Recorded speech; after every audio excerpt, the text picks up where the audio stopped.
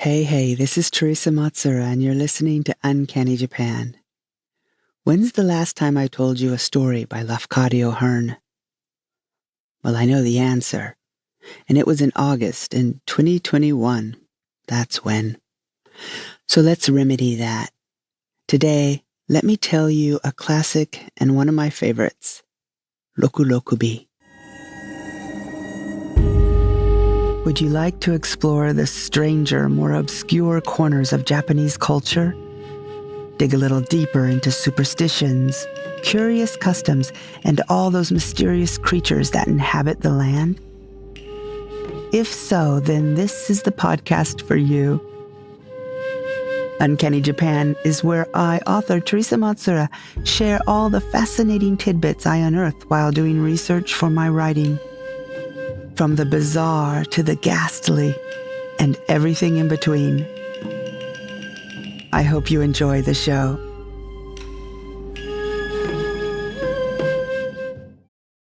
So before we start quickly, what's a Rokurokubi, and a Nuke-kubi for that matter? A Rokurokubi is usually a woman, but not always. She looks and acts perfectly normal by day, but at night, either willingly or while asleep, her neck will grow long, snaking about the room, sometimes out the window. The head, bobbing at the end, will be looking for food, which is usually worms or grubs or bugs of some sort. Come morning, the head retracts and she wakes up. Sometimes she's totally unaware of what happened the night before. A nuke-kubi, nukeru means to come off, can be both male and female, and is when the head completely detaches and goes flying about.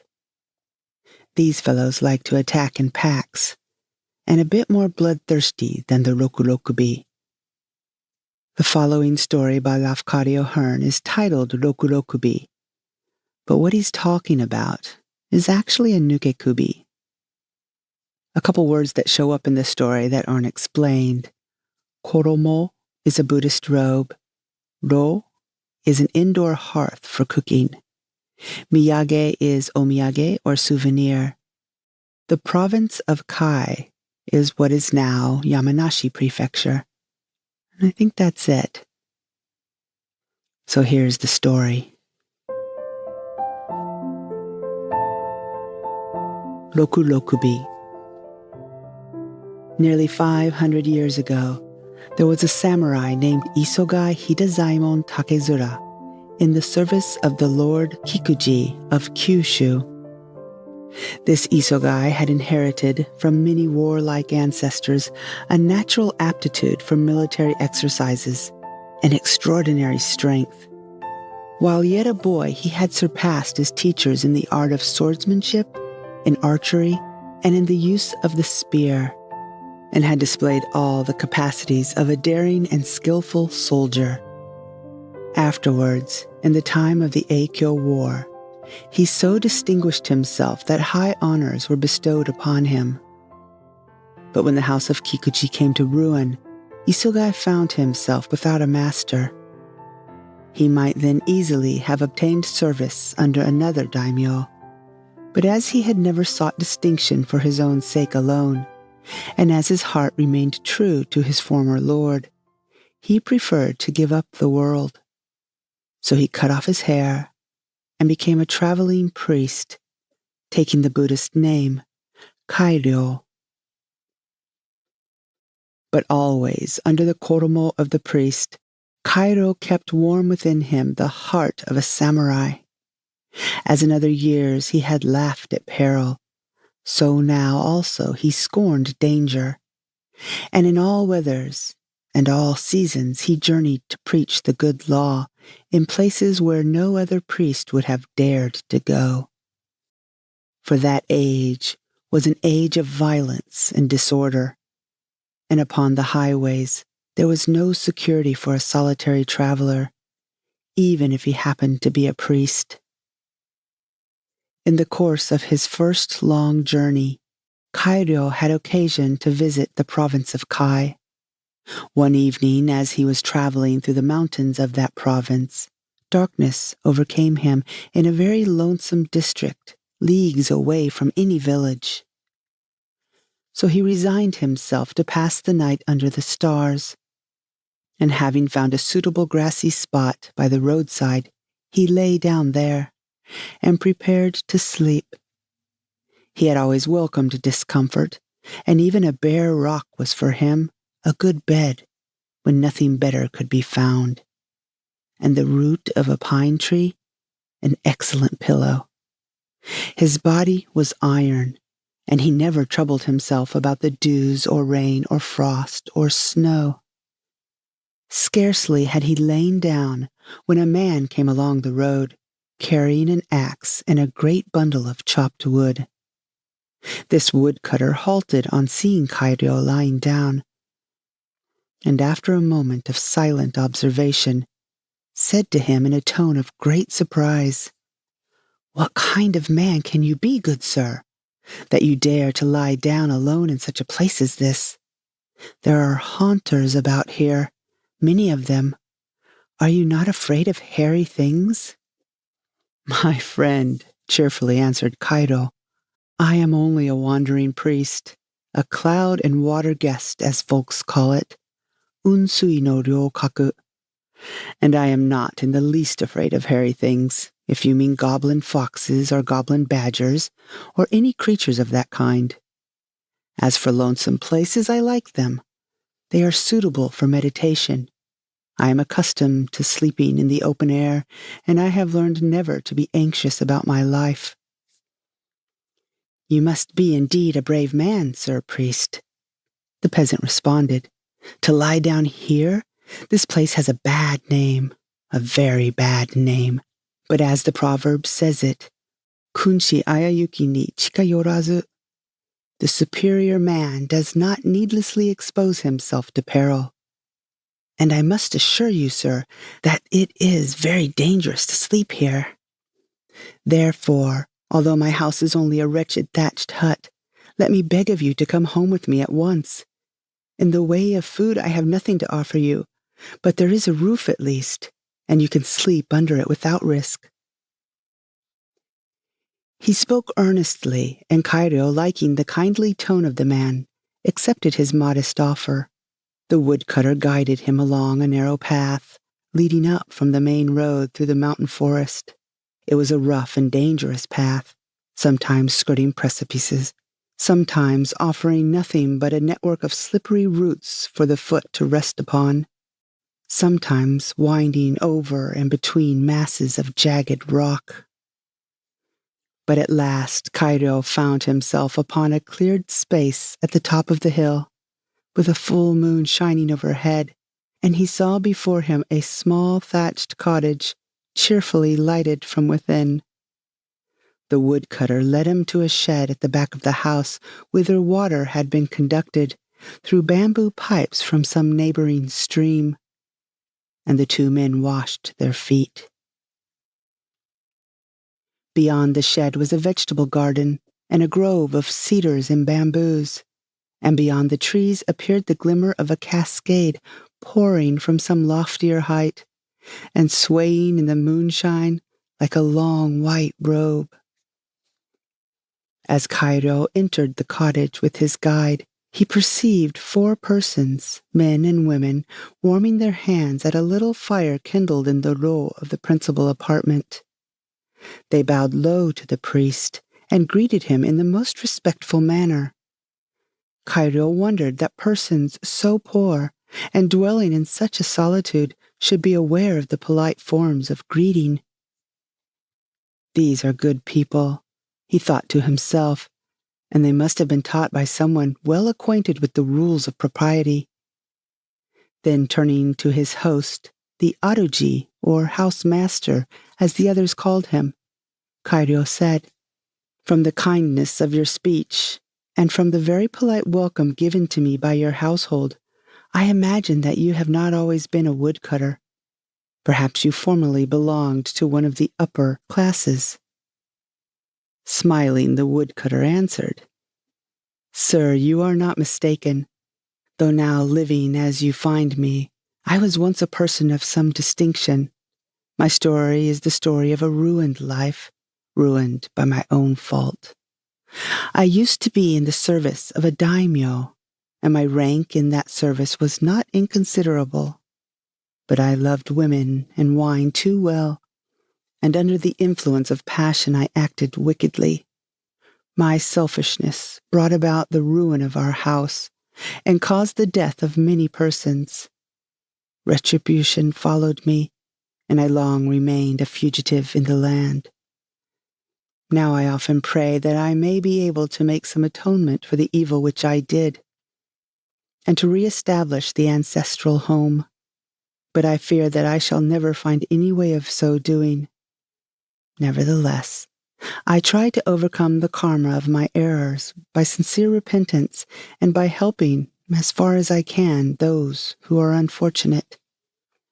Cairo was pleased by this announcement of good resolve, and he said to the Aruji, "My friend, I have had occasion to observe that men, prone to folly in their youth, may in after years become very earnest in right living.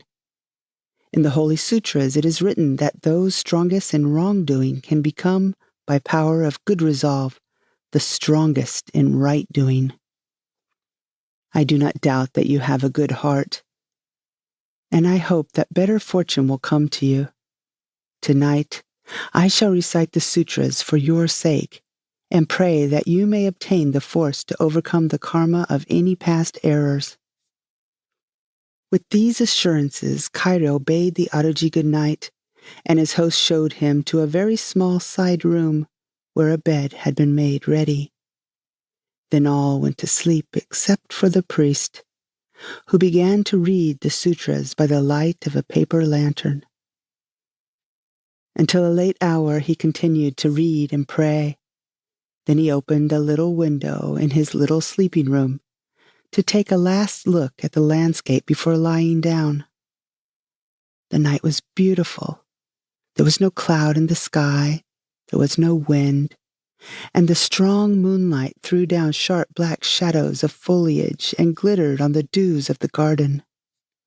Shrillings of crickets and bell insects made a musical tumult, and the sound of the neighboring cascade deepened with the night. Cairo felt thirsty as he listened to the noise of the water, and remembering the bamboo aqueduct at the rear of the house, he thought that he could go there and get a drink without disturbing the sleeping household. Very gently he pushed apart the sliding screens that separated his room from the main apartment, and he saw, by the light of the lantern, 5 recumbent bodies without heads. For one instant he stood bewildered, imagining a crime. But in another moment he perceived that there was no blood, and that the headless necks did not look as if they had been cut. Then he thought to himself, either this is an illusion made by goblins, or I have been lured into a dwelling of the Rokurokubi. In the book Sou Shinki, it is written that if one finds the body of a Rokurokubi without its head, and remove the body to another place, the head will never be able to join itself again to the neck.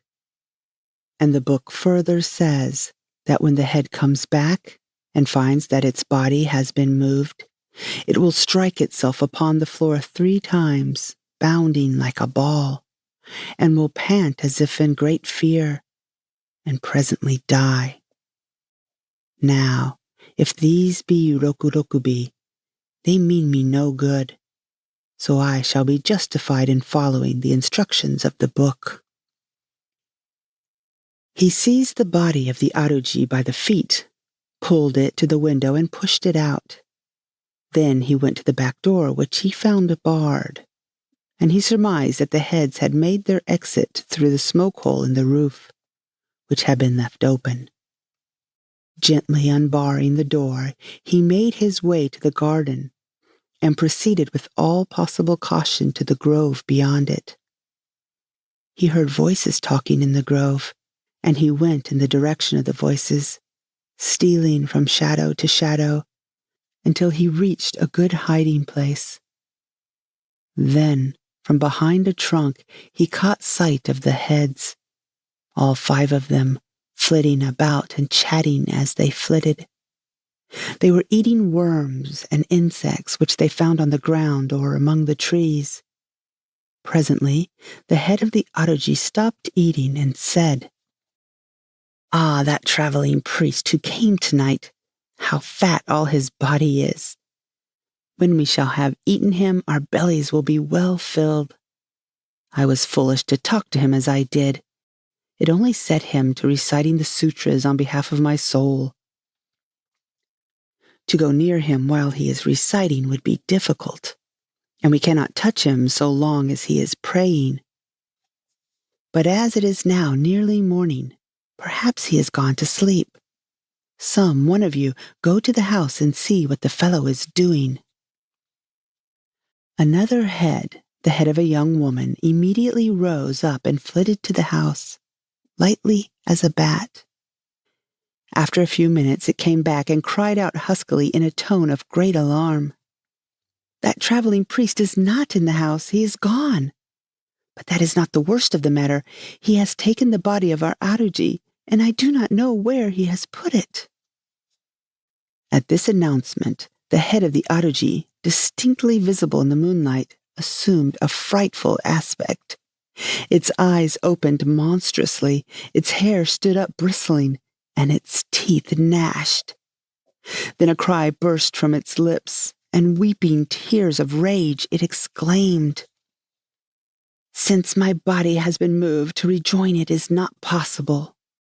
Then I must die, and all through the work of that priest.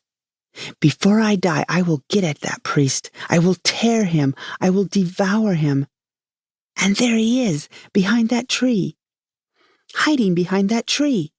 See him? The fat coward." In the same moment, the head of the Aruji, followed by the other 4 heads, sprang at Cairo.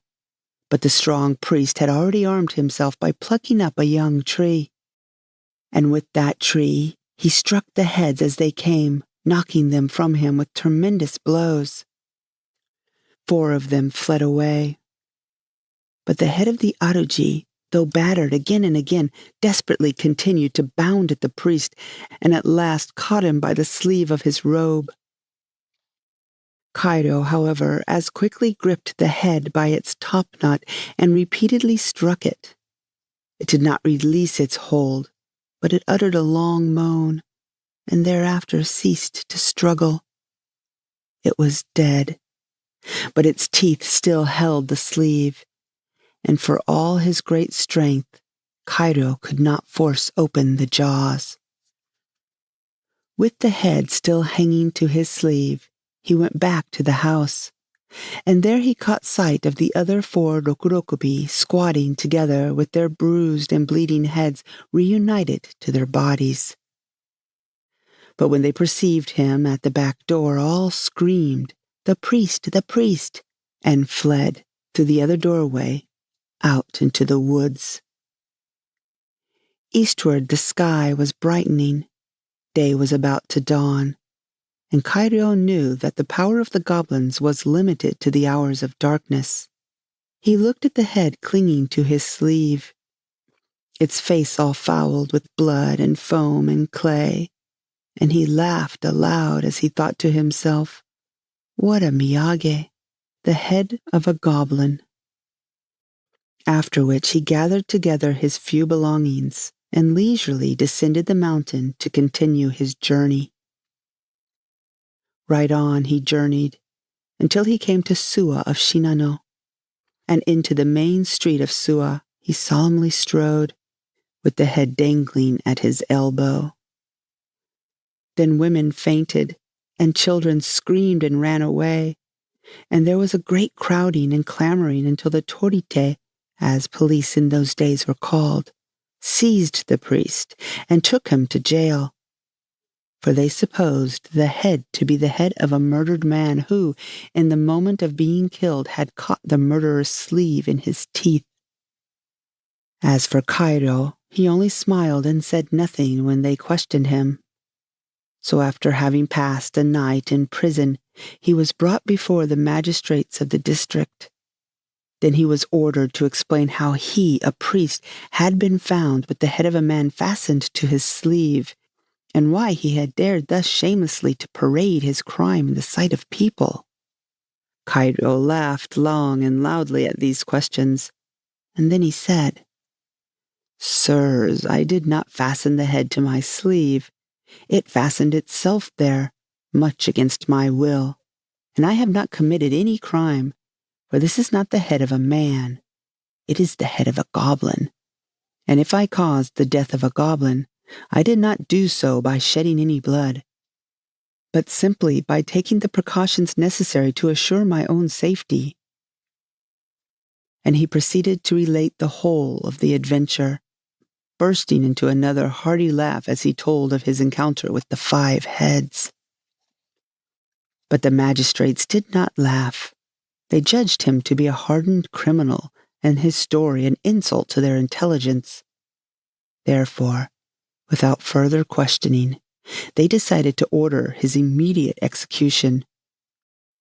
All of them except one, a very old man. This aged officer had made no remark during the trial, but after having heard the opinion of his colleagues, he rose up and said, "Let us first examine the head carefully, for this, I think, has not yet been done. If the priest has spoken the truth, the head itself should bear witness for him. Bring the head here." So the head, still holding in its teeth the koromo that had been stripped from Cairo's shoulders, was put before the judges. The old man turned it around and around, carefully examined it, and discovered on the nape of its neck several strange red characters. He called the attention of his colleagues to these, and also bade them to observe that the edges of the neck nowhere presented the appearance of having been cut by any weapon. On the contrary, the line of leverance was smooth, as the line at which a falling leaf detaches itself from the stem. Then said the elder, "I am quite sure that the priest told us nothing but the truth. This is the head of a Rokurokubi. In the book, Nahoi Butsushi, it is written that certain red characters can always be found upon the nape of the neck of a real Rokurokubi. There are the characters. You can see for yourselves that they have not been painted. Moreover, it is well known that such goblins have been dwelling in the mountains of the province of Kai from very ancient time. But you, sir," he examined, turning to Cairo, "what sort of sturdy priest may you be? Certainly you have given proof of a courage that few priests possess, and you have the air of a soldier rather than a priest. Perhaps you once belonged to the samurai class." "You have guessed rightly, sir," Cairo responded. "Before becoming a priest, I long followed the profession of arms, and in those days I never feared man or devil. My name then was Isogai Hidezaimon Takezura of Kyushu. There may be some among you who remember it." At the mention of that name, a murmur of admiration filled the courtroom, for there were many present who remembered it, and Cairo immediately found himself among friends instead of judges, friends anxious to prove their admiration by fraternal kindness. With honor they escorted him to the residence of the daimyo, who welcomed him and feasted him, and made him a handsome present before allowing him to depart. When Cairo left Suwa, he was as happy as any priest is permitted to be in this transitory world. As for the head, he took it with him, jocosely insisting that he intended it for a miyage. And now it only remains to tell what became of the head. A day or two after leaving Suwa, Cairo met with a robber who stopped him in a lonesome place and bade him strip. Cairo at once removed his koromo and offered it to the robber, who then first perceived what was hanging to the sleeve. Though brave, the highwayman was startled. He dropped the garment and sprang back. Then he cried out, "You! What kind of priest are you? Why, you are a worse man than I am. It is true that I have killed people, but I never walked about with anybody's head fastened to my sleeve." "Well, sir priest, I suppose we are of the same calling, and I must say that I admire you. Now that head would be of use to me. I could frighten people with it. Will you sell it? You can have my robe in exchange for your koromo, and I will give you 5 ryo for the head." Cairo answered, "I shall let you have the head and the robe if you insist. But I must tell you that this is not the head of a man. It is a goblin's head. So if you buy it and have any trouble in consequence, please remember that you were not deceived by me." "What a nice priest you are," exclaimed the robber. "You kill men and you jest about it. But I am really in earnest. Here is my robe, and here is the money, and let me have the head. What is the use of joking?" "Take the thing," said Cairo. "I was not joking. The only joke, if there be any joke at all, is that you are fool enough to pay good money for a goblin's head." And Cairo, loudly laughing, went upon his way. Thus the robber got the head and the koromo, and for some time he played goblin priest upon the highways. But reaching the neighborhood of Suwa, he then learned the true story of the head, and he became afraid that the spirit of the Rokurokubi might give him trouble. So he made up his mind to take back the head to the place from which it had come, and to bury it with its body. He found his way to the lonely cottage in the mountains of Kai, but nobody was there, and he could not discover the body. Therefore, he buried the head by itself in the grove behind the cottage, and he had a tombstone set up over the grave, and he caused a sekigai service to be performed on behalf of the spirit of the Rokurokubi. And that tombstone, known as the tombstone of the Rokurokubi, may be seen, at least so the Japanese storyteller declares, even unto this day. The end. Thank you so much for listening. I will talk to you again in 2 weeks. Bye-bye. You've reached the end of the show, and I just want you to know how much we appreciate you listening and supporting us. Any subscribing, reviewing, and gushing to your friends, family, even random strangers really does help keep us going. If you have the means and you want to help a little more and get a little more, we are making extra content over on Patreon, all for only $5 a month. Or if you like to read horror, you might be interested in my Bram Stoker-nominated short story collection, The Carp-Faced Boy and Other Tales. 本当にありがとうございます. Thank you again, and I'll talk to you real soon.